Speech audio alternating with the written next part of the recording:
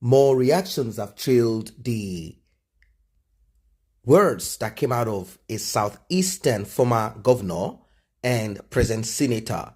He's called Orji Kalu. He went to jail for some crimes that they alleged that he committed. Billions of naira escaped from the state that he governed. And right now, somehow his legs are in the Senate and also visiting the courts. Probably they need him to bring out some money. And is that the reason why this man, a Biafran, said this?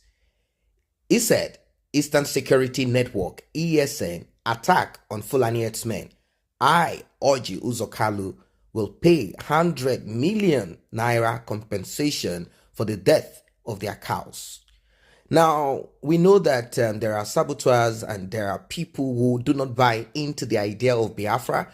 They do not buy into the idea of progress for everybody. They are only interested in their own personal progress.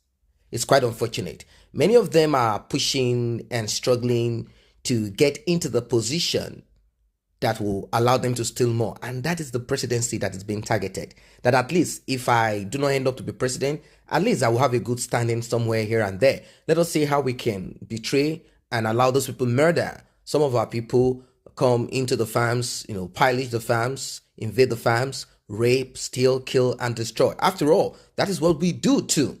It's quite unfortunate.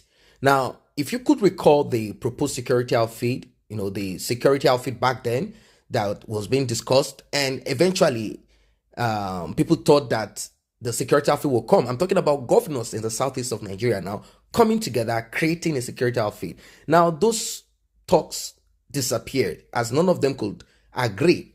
And, the pains were too much. And this brought about the leader of the indigenous people of Biafra, Mazen Kanu, responding to this. On the 12th of December last year, 2020, Eastern Security Network was birthed. They came into existence. They started functioning. Youth, young people everywhere came together so as to protect their fathers, their mothers, their children, their sisters, their relatives, to protect their farms. It's so sad because a lot of people do not understand these things. Imagine someone who doesn't have access to social assistance from the government. The person resides in the town or village somewhere. Or somehow the person couldn't make it in city. He came to the town or she came to the town. And now she has this little, portion of land where she does her thing. Sow seeds and harvest. Bring a little bit to the market to sell and the rest to eat. All of a sudden, some bloody people from somewhere, aliens, invade that little portion of land, finish everything up. When you try to talk, they attack you. What will become of the person? We have to show empathy. We have to really think deep as Africans, as brown-skinned people. There are certain things that we have kind of accepted as norm. It is not so. It's not supposed to be. It is terrible. So the Eastern Security Network, they acted and they dealt with the source of this problem. And what is it? It is these herdsmen hiding under we are selling cows. We are moving our cows. We are feeding our cows. So they decided to give them a warning. They refused. Then they kicked them off. So if you can eat my grass, if you can destroy my farm, if you can destroy and kill people, if I do the same to your own cow and your government is not saying anything when you do that to me, I don't think your government should say anything if I kill your cows. Now, reacting, former Abia State governor, the same man who they claim stole so much money in Abia State, until date, he has not in any way, said he's still going to court anyway. So till today, he's still acting like he's not guilty. This same man said he will pay $100 million naira as compensation to their losses. What about the people that have lost their lives? People that have lost their whatever it is that they put under the soil, or whatever it is that is growing out of the soil. What about the people? Is there any time that Orji Kalu came visiting those people in the village? What kind of mediocrity is this? What kind of foolishness is this? What kind of wickedness is this? Now, it didn't end there. He said Eastern Security Network, ESN, must leave his constituency. I think he's the senator representing Abia State North. senatorial district.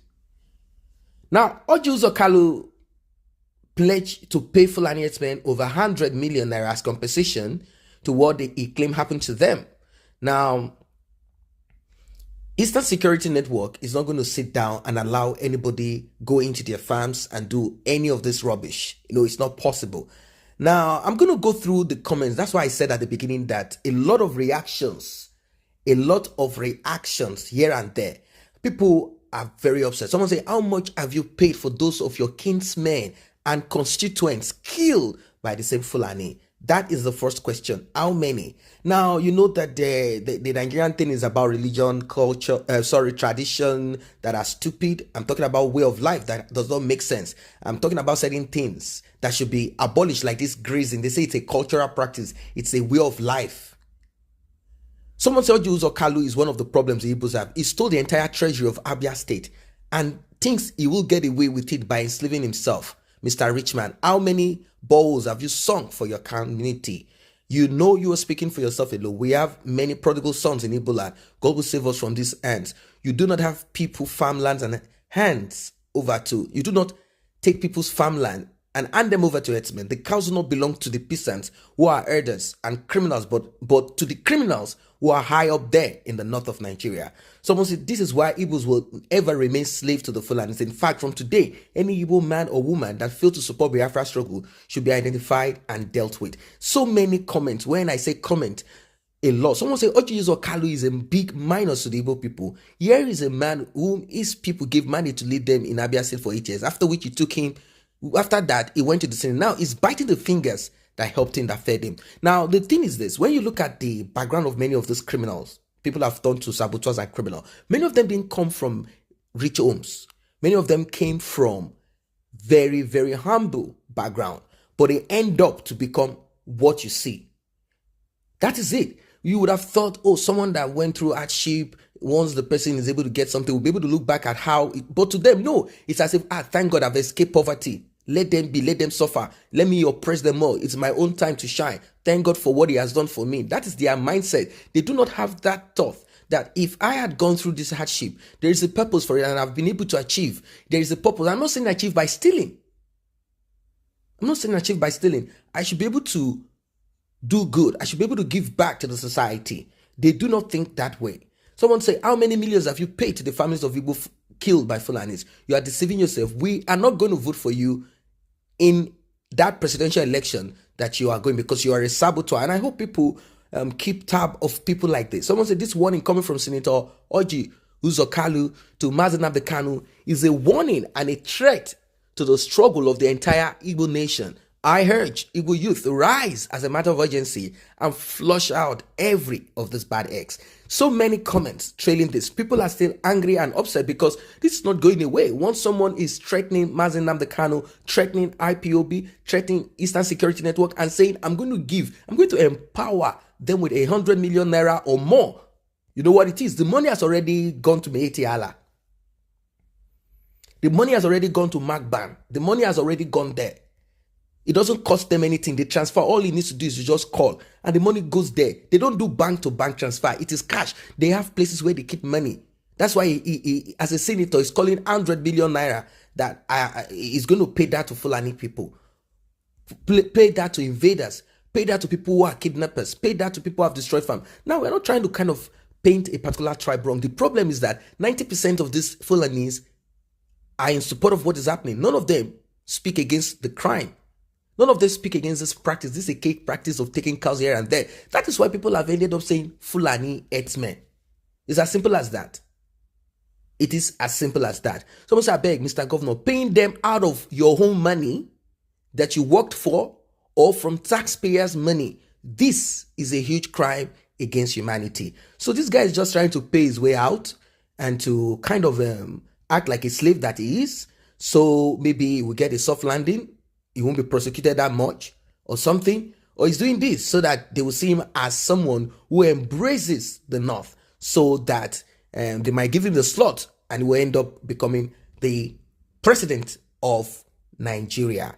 But it's quite unfortunate that you allow people to bleed for your own personal ambition. That is even if you will get there. That is if there will be any 2023 elections in Nigeria. So guys, what's your opinion as regards this? Please let me know in the comment section below.